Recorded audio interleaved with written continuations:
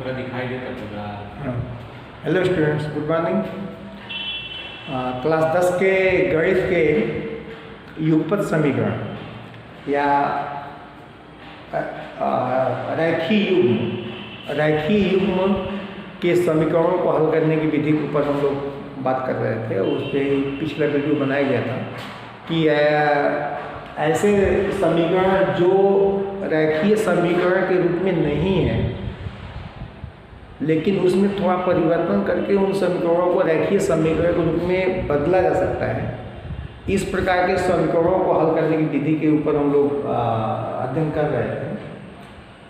उसी क्रम में एक्सरसाइज 3.6 का क्वेश्चन नंबर पहले का 5वां। इस प्रश्न में ये दो समीकरण दिए हुए हैं। 7x - 2y / xy = 5, 8x + 7y / xy = 15।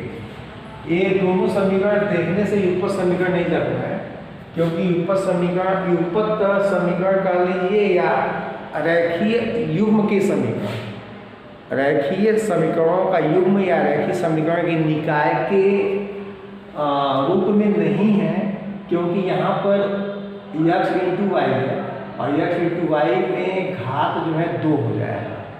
तो घात 2 होने के कारण यह रैखिक समीकरण के रूप का नहीं है।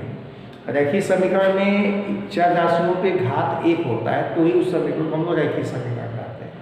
लेकिन इन दोनों समीकरणों को हम लोग रैखिक समीकरण के रूप में परिवर्तित करके इसको रैखिक समीकरण के जैसे हल करते हैं, उसकी जो विधियाँ हैं, ग्राफीय विधि और बीजगणितीय विधि, उन विधियों की सहायता से इन दोनों समीकरणों को हल किया जा सकता है। जैसे ये दिया हुआ समीकरण है, इस समीकरण को अलग अलग करके लिखना, मतलब उसको बोलते हैं लोग आंशिक भिन्न में तोड़ना।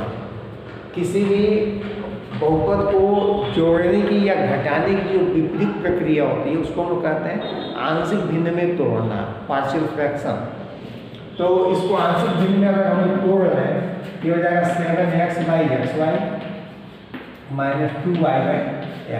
कुछ नहीं है इसमें, जो इसका हर है इसको हम इस तरह से कर दें तो इन दोनों का एलसीएम xy होगा और फिर फाइनली हम लोग को यही मिल जाएगा।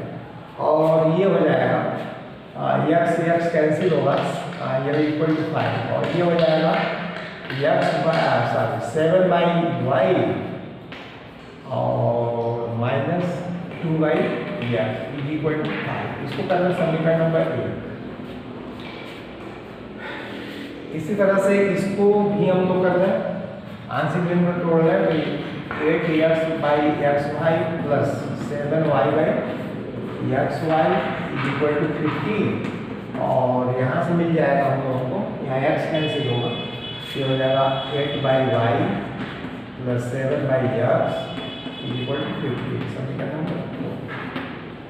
तो दिए गए समीकरण को हम इस तरह से बदल दिए।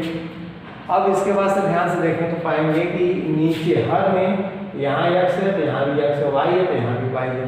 इसलिए सब्स्टिट्यूशन जो होगा वो क्या होगा, सब्स्टिट्यूशन हो जाएगा यहाँ पे 1/y = मान लीजिए u और 1/x को मान लीजिए v।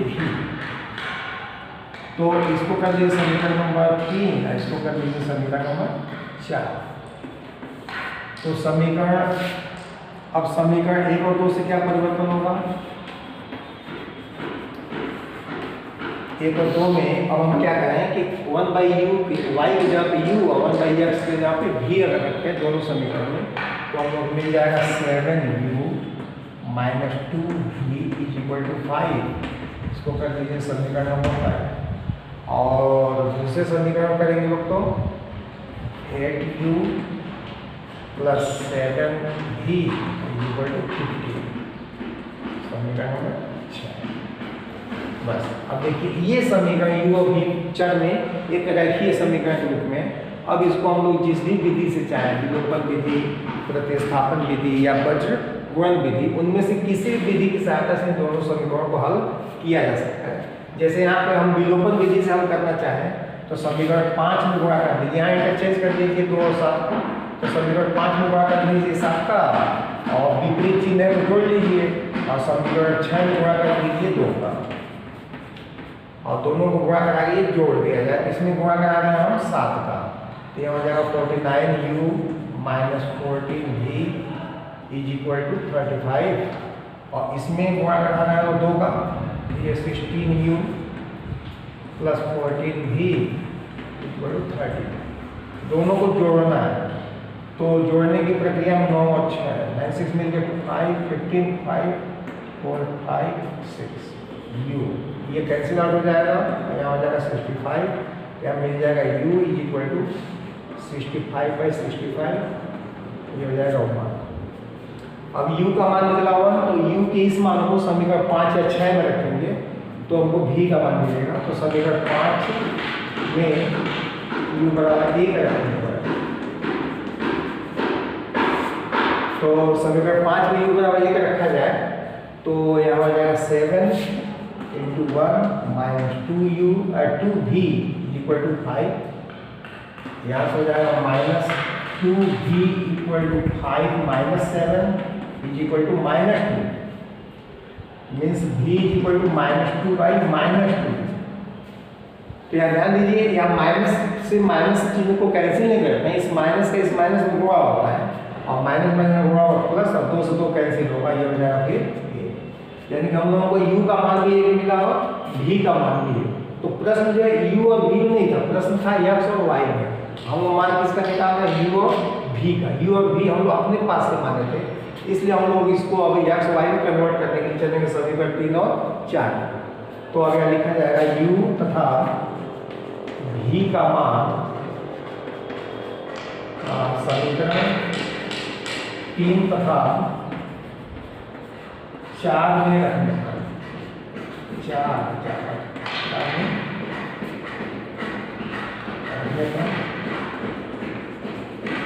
तो समीकरण 3 में u का मान रखेंगे, तो यहाँ होगा 1/y equal to 1, so y equal to 1, और समीकरण 4 में रखेंगे v का मान 1/x इक्वल टू 1, तो यहाँ से मिल जाएगा फिर x इक्वल टू मिल जाएगा 1, यानी कि आंसर हो जाएगा हम लोगों का x इक्वल टू 1 और y इक्वल टू 1, ये आंसर हो जाएगा। तो इस प्रकार के बहुत सारे समीकरण आपको मिल सकते हैं जो दिखने में रैखिक समीकरण नहीं होते हैं, लेकिन उसमें थोड़ा सा सब्स्टिट्यूशन करने पर, थोड़ा सा उसमें परिवर्तन करने पर वो समीकरण जो है रैखिक समीकरण के रूप में परिवर्तित हो जाते हैं। ये पाठ जो इसी पे आधारित है, तो इसको अगर वो नोट कर लीजिए। इसमें हम एक और प्रश्न दिख रहा है, प्रश्न है, उस प्रश्न को भी हम बता रहे हैं। प्रश्न नंबर पहले का 5 करिए, काट देते नहीं 5 करिए, जुड़ा जाए 5 करिए ना जुड़ा। हाँ, प्रश्न नंबर पहले का 8वां प्रश्न में थोड़ा सा ध्यान से देखिए। ये प्रश्न भी आपका रैखिक युग्म वाला प्रश्न नहीं है, नहीं दिख रहा है, मतलब ये सीधे एक रैखिक युग्म का प्रश्न नहीं है, लेकिन इन दोनों समीकरणों को हम रैखिक युग्म के समीकरण में परिवर्तित कर सकते हैं। कैसे कर सकते हैं, इसमें ध्यान से देखिए। इसमें विशेषता यही देखने को मिलेगी आपको कि यहाँ जो हर में है वही चीज़ यहाँ पर भी आपको मिलेगा, यानी कि इसमें हम लोगों को क्या मानना पड़ेगा, इस बार मानना पड़ेगा 1/3x plus y is equal to u, और इसको करना समीकरण नंबर 3, और दूसरा मानना पड़ेगा 1/3x minus y equal to v। ये थोड़ा सा बड़ा प्रश्न है, लेकिन कठिन नहीं कर सकते इसको, क्योंकि इसका एकदम सिस्टमेटिक ही हल होने वाला है। अब इसके आधार पर इसमें परिवर्तन क्या होगा, तो समीकरण 1 तथा 2 से परिवर्तन क्या होगा, तो 1 इस पूरे की जगह में हम लोग समीकरण 3 से u रखने वाले हैं, यहाँ हो गया u प्लस, और इस पूरे की जगह में हम लोग v रखने वाले हैं, तो u plus v equal to 3/4, या इसको हम ऐसे कर सकते हैं कि 4u plus 4v is equal to 3, समीकरण नंबर 5। और इसमें रखेंगे तो यहाँ हो जाएगा 1/2u, 1/2 निकालने के बाद तो 1/3x प्लस y u, और फिर माइनस 1/2 और 1/3x माइनस y की जगह पे इसके अकॉर्डिंग समीकरण 4 के अनुसार यहाँ लिख देंगे v और ये हो जाएगा -1/8। अब इसको हल करने के लिए देखिए यहाँ पे 8 है, तो पूरे समीकरण में 8 का गुणा करा देते हैं। पूरे समीकरण में 8 का गुणा होगा तो ये हो जाएगा 8 यहाँ लिखा जाएगा, 8 से 2 कटेगा, यहाँ हो जाएगा 4 4u, यहाँ हो जाएगा -4v इज इक्वल टू -1। समीकरण 6। यहाँ पे कुछ भी करने की जरूरत नहीं है, सीधे यहाँ देखिए 4u 4v 4u 4v, लेकिन यहाँ +4 है, यहाँ माइनस है। समीकरण 5 और 6 को जोड़ लीजिए विलोपन विधि से, तो समीकरण 5 धन 6 से तो जोड़ेंगे इसको, तो ये 4v से 4v कैंसिल हो जाएगा, 4u और 4u जुट जाएगा, तो ये हो जाएगा 8u। और इधर जो है ये जोड़ रहे हैं हम लोग, नीचे वाले पद का चिन्ह बदलेगा नहीं, तो 3 में से घट जाएगा, माइनस होगा, 3 - 1 ये दे देगा 2, तो means u is equal to 2/8 और यहाँ से मिल जाएगा u इज इक्वल टू 1/4।